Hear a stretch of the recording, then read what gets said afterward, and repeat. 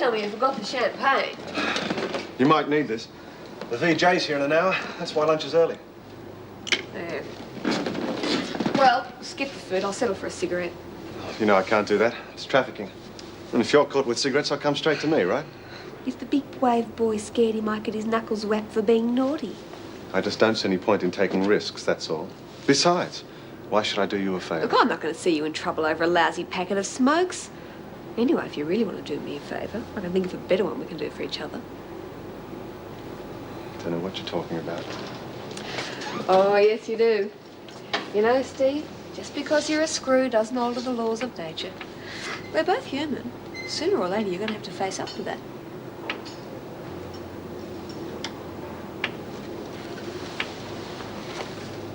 Here. I'm trying to give them up anyway. Thanks, that's one I owe you.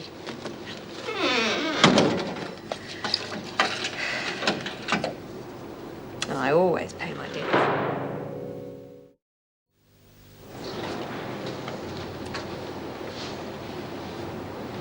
Right, is that everyone, Mrs. Davidson? Yes, Mr. Goodwin. Good. Mrs. Edwards, I'm sure you're aware the list of charges against you is quite considerable. Well, if I'm not, I'm sure you'll tell me.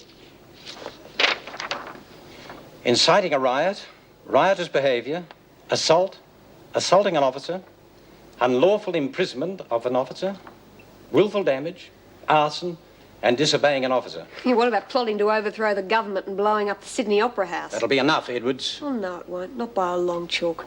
You think I enjoyed that riot? You lot lock us up in cages and treat us like animals, then punish us for running true to form. That will do, Edwards. Young woman, you're not doing your case any good by these wild outbursts. They can only serve to prejudice the court against you. This is a court? Well, pardon me, I thought it was a bloody farce. If this is a court, when do the kangaroos start hopping? Are you suggesting you won't get a fair hearing? How the hell can I? Where's my lawyer? I haven't got a hope, and you know it. Oh, sure, you go through all the motions, but that's just to keep your consciences clear.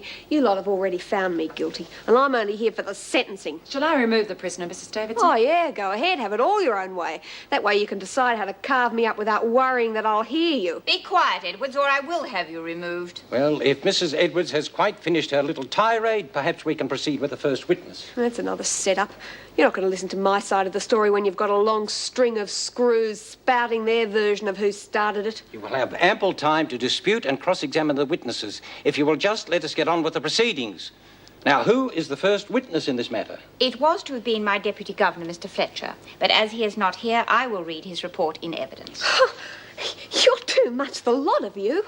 What do you reckon, Your Honour?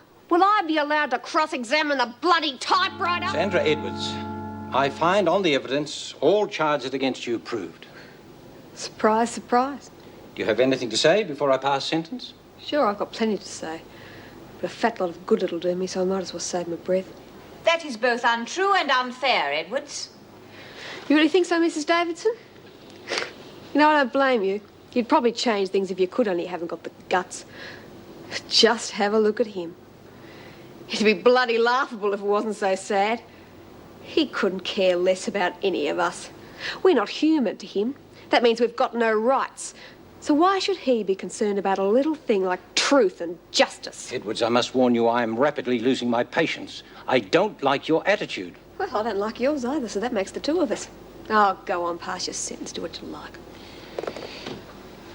Mrs. Edwards, you seem to feel that you're being railroaded by this court, when in fact nothing could be further from the truth. Your misplaced loyalties have got you into this trouble. Now, if there is someone else involved in plotting the riot, you have a duty to identify that person. Instead, you've chosen to make things as difficult as possible for everyone concerned, especially yourself. I don't lag for anyone. Since you refuse to cooperate, I have no option but to sentence you to 6 months imprisonment on each of the first 2 charges, 3 months each on the next 5 charges, and 1 month on the final charge. A total of 2 years and 4 months to be served consecutively and in addition to your existing sentence. You mongrel! Plus 2 days in solitary confinement for contempt of court. Mrs. Powell, take the prisoner back to her cell. Come on. You couldn't lock me up long enough to get rid of the contempt I feel for this court!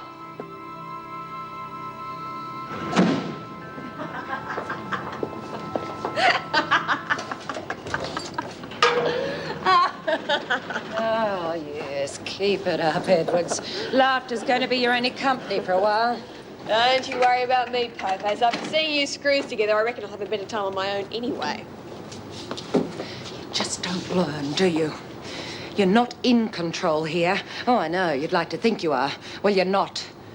Now, you've made your little bid for power and it's failed. We are in control permanently.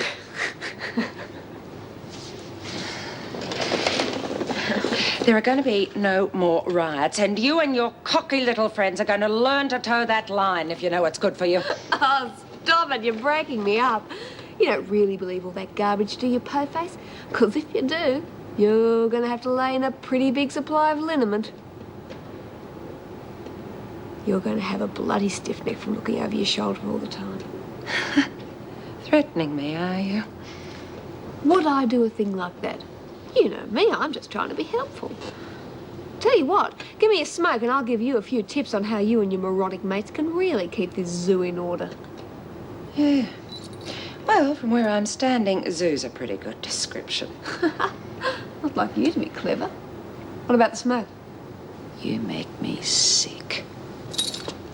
Likewise, I'm sure.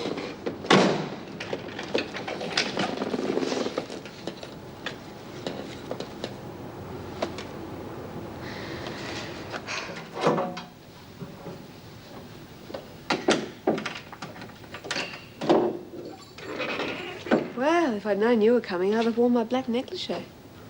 On your own? No, Officer Ward's checking other cells. This isn't a social call, it's just a routine check. You could have just checked through the spy hole, but you didn't. Oh, don't be so stuffy. There's no rule that says a screw and a con can't be friends. I don't know how to take you, Edwards. You're in here for murder. You lead the women in a riot and I get caught in the middle of it. Now you carry on like we just met in a pub or something. Why not? I've got nothing against screws as people. It's the system that stinks. Why are you so down on the system? All that carry on this morning when you were guilty all along. It wouldn't have mattered what I was. It was all rigged. Yeah, well, I better get going. Don't. Not yet. Sit down for a minute. I won't rape you. Cross my heart. Is that a fact? You're after something. Sure I am. I am human, you know. Well, maybe you just haven't noticed that. Besides, you're never going to find out unless you shut the door.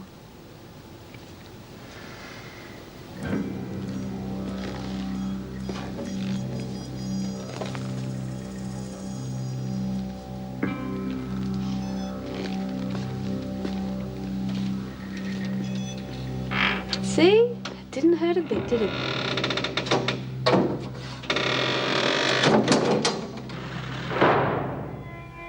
He used to give me roses. I wish he could again.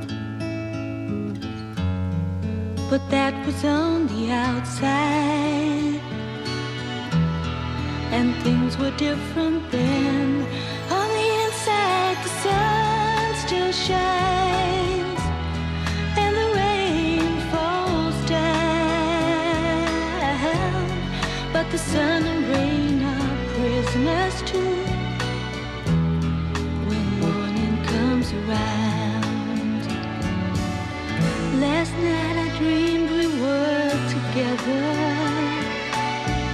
sharing all the love we'd known, till I had to face the nightmare.